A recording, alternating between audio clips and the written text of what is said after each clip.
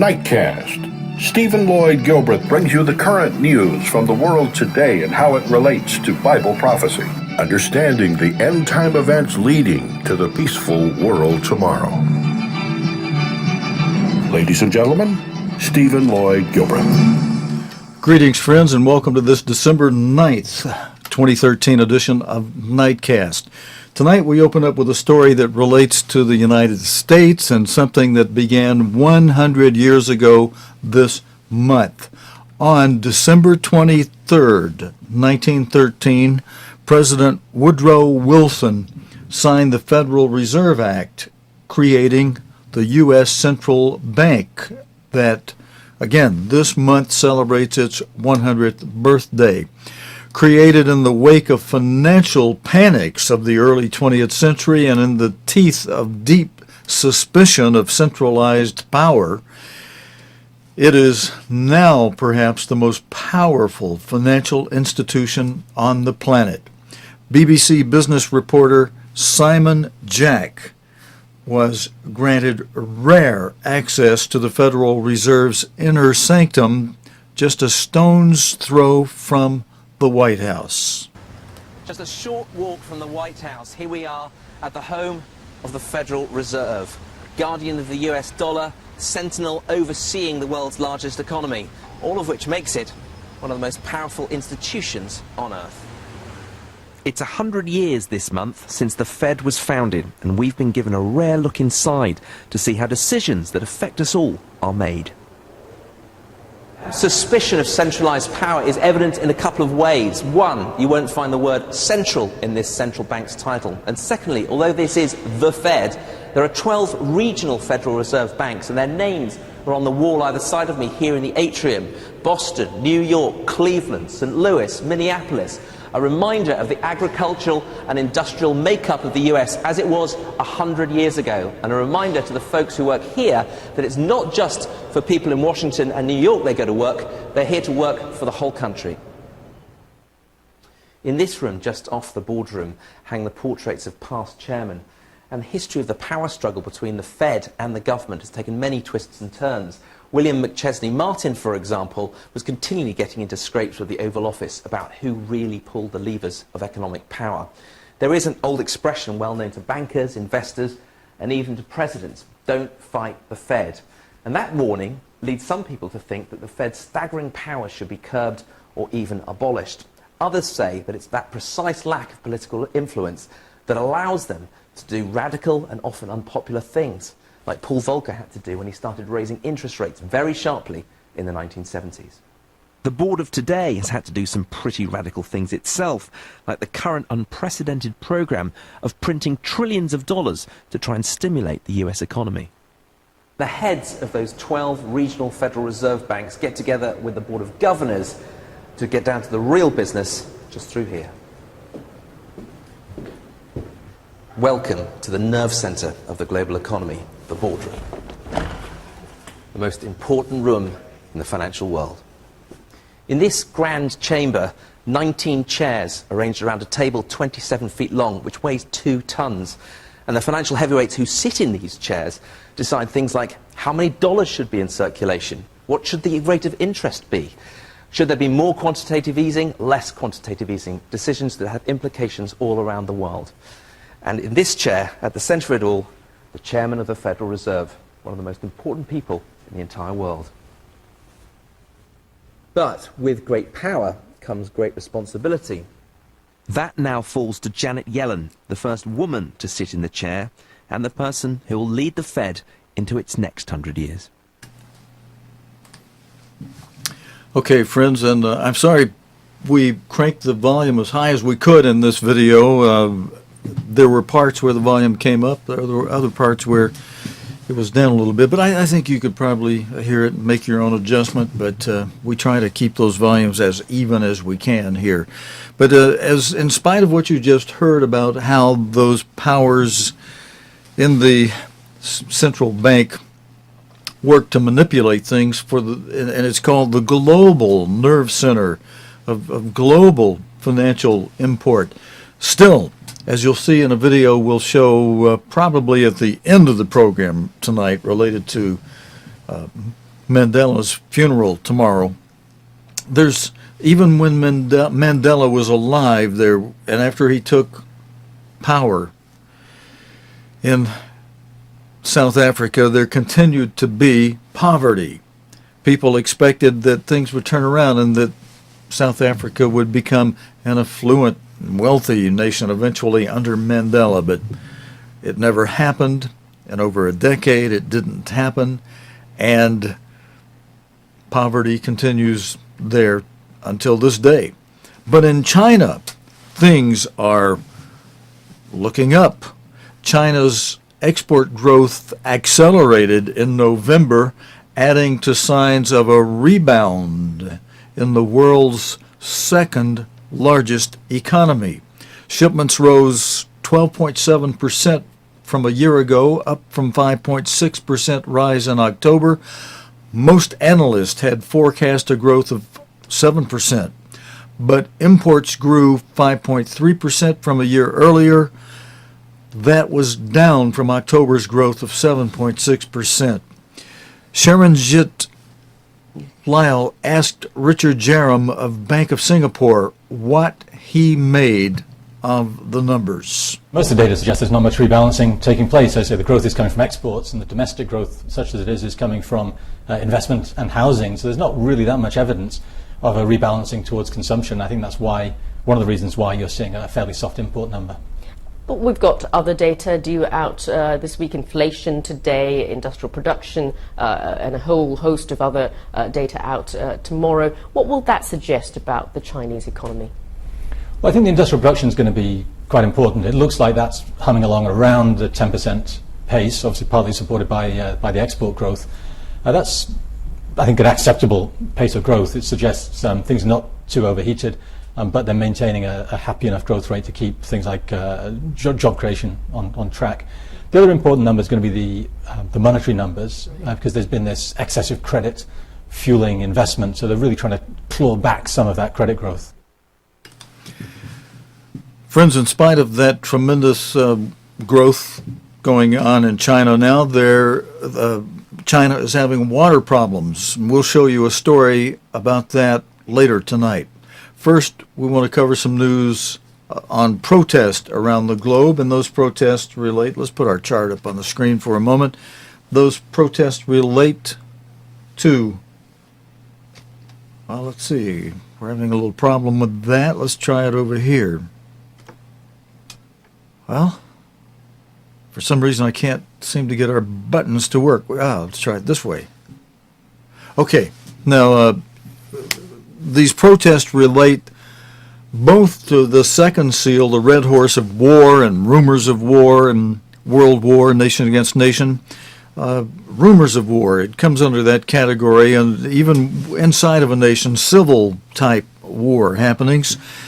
It also relates to the fourth seal, the pale horse, which many understand properly, correctly, to be a horse of disease epidemics, as Jesus Christ described it in plain language. The gospel writers wrote up three terms that Jesus Christ used to describe the fourth seal, the pale horse. And one of those terms was loimos. That's the Greek term that means disease epidemics, pestilence, the plagues of Egypt. Jesus Christ also, in plain language, described this horse as having activities of seismic activity, commotions in the air, commotions on the ground, and Jesus Christ described the activities of this horse as tarake, a Greek word for trouble, troubled waters, both literally and figuratively, and described in the Greek English lexicons as mobs and seditions. And so that dovetails it with the second seal, and it ties in with a couple of stories tonight that we've been watching all week long of this type of protest around the globe. This first one in Thailand, for the moment, seems to have brought some success for the goals of its protesters. I say seems to because there is also some confusion amidst what has just happened there that seems to be in the protesters' favor, but some are not sure. Thailand's prime minister has dissolved parliament in the face of growing anti-government demonstrations. Protest leaders claim Yingluck Shinawatra is being influenced by her brother, the ousted Prime Minister Thaksin Shinawatra, and they want the entire democratic system to be changed. The protesters do. Jonathan Head reports from Bangkok. They'd promised a day of judgment, a massed assault on official buildings to bring down the government. They certainly got a huge crowd. The news that the Prime Minister was offering an election, though, softened the mood, and the opposition's show of strength became more like a giant street party. The leaders of this protest movement call for an impressive turnout, and from up here you can see they've achieved that goal. The streets around the royal capital are filled with people. They've certainly made an impression on the government. What you don't see are the government's own supporters, and for all these numbers you have to ask whether they've still got enough people to be able to beat the government in an election. So there was some confusion among the participants. Had they won? Was an election a big enough concession? If it's me, I will accept that if we vote again. Even if this government wins another election, which they might do? For me, yes, but it's okay. But I'm not sure about other people. What's wrong with an election? She will have the way to come back. She will have the way to coming back, and also her team. Even the main opposition party, whose MPs have now joined these rallies, seemed unclear.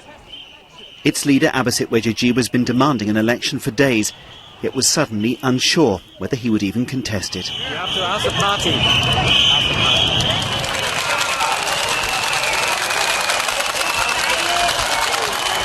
So an announcement that should have cleared the air has cleared up nothing.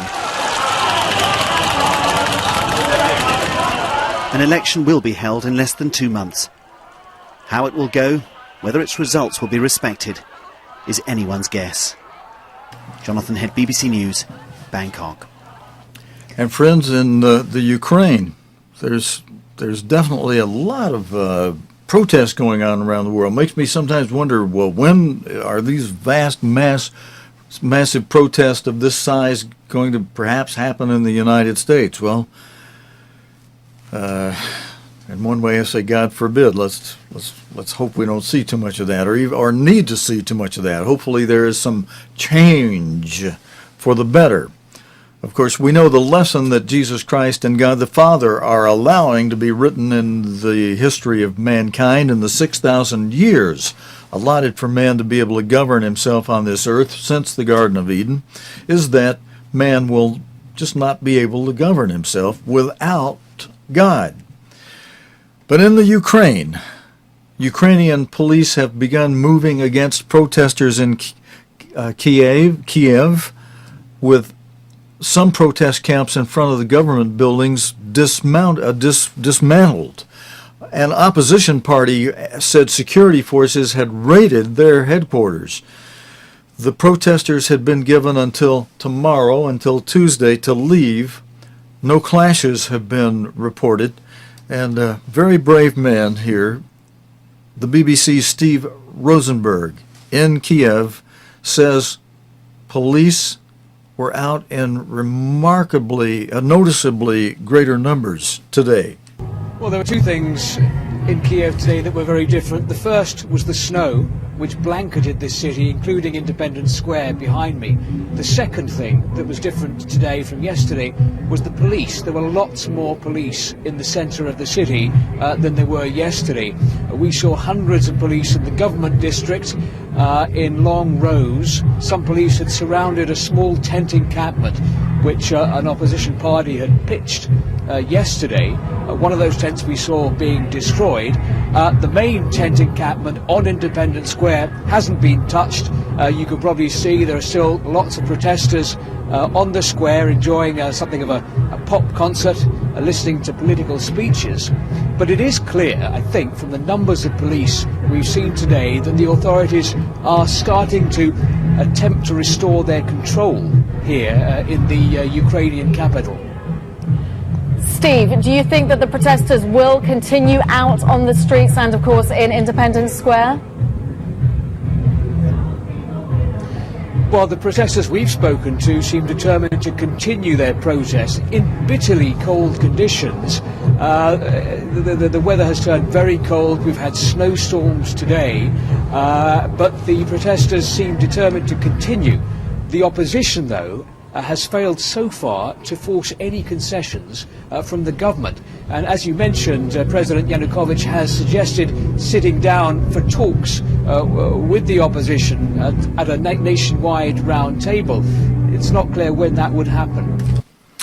And Steve Rosenberg, don't leave. He has another report from today where he says priests have been blessing. Now, priests, the religious priests, have been blessing riot police who had gathered in the capital. Well, today, Ukrainian police have come to the main street here in Kiev. They've formed a line right across the street. You can see they've parked their police buses just behind them.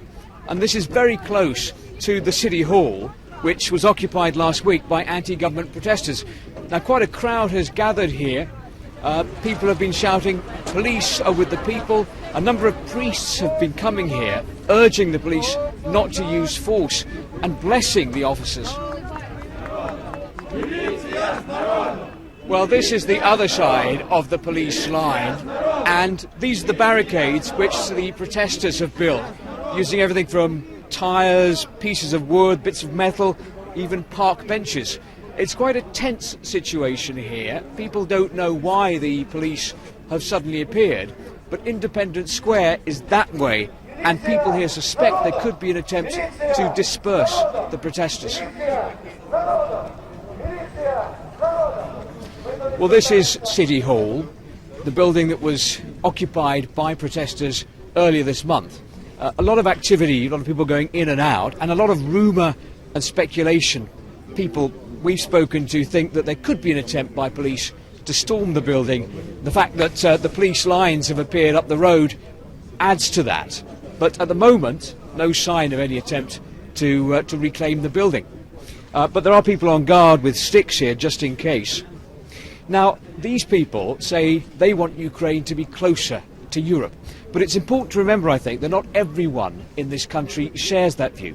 There are parts of Ukraine, particularly in the east of the country, where people feel closer to Russia. For those people, Russian is their first language, and they don't want to damage those traditional relations with Moscow. And friends, we've got some rather unique video next. BBC's online Europe analyst Lawrence Peter explains the context of the Ukraine crisis in a special 90-second feature. Ukraine is facing its biggest political crisis since the 2004 Orange Revolution. Once again, huge crowds of Ukrainians are urging the government to embrace the West, in particular the EU, and shun a Russian-led economic union. President Viktor Yanukovych triggered widespread anger in November when he refused to sign a major trade and cooperation deal with the EU. That anger has escalated into calls for him and his government to resign. Many accuse them of corruption. In the capital Kiev, protesters have been camping out in the freezing cold, and they put up barricades near government buildings. Large numbers of riot police confronted them, and there have been some clashes. The opposition leaders include boxing champion Vitaly Klitschko. There are echoes of the popular revolt against communism in 1991. A statue of Lenin, the Soviet revolutionary leader, was toppled and smashed in Kiev. Chunks of it were handed out, like chunks of the old Berlin Wall. But Ukraine is deeply divided, with historical Russian influence still strong in the industrial east. That is Mr. Yanukovych's stronghold, and many believe he's now bowing to Russian interests.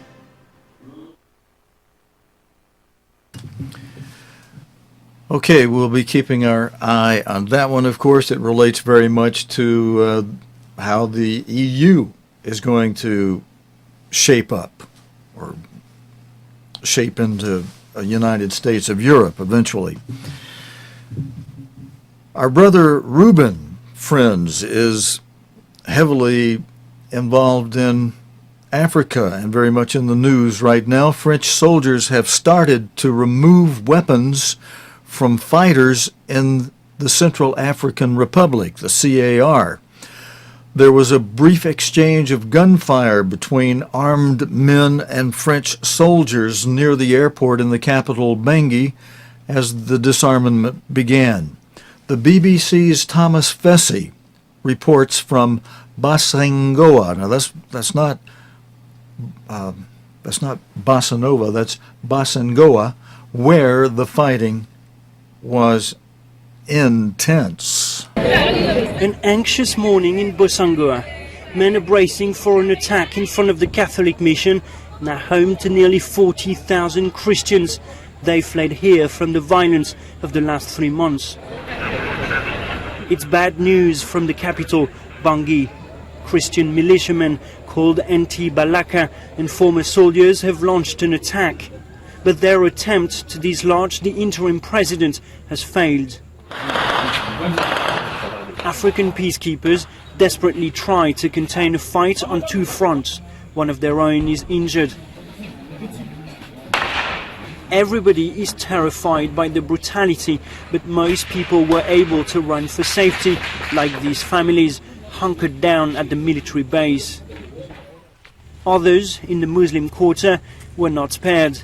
These men took us to every house that were attacked. Nobody ventures here anymore. The Imam's house has always been a place of safety for the Muslim people of Bosangoa.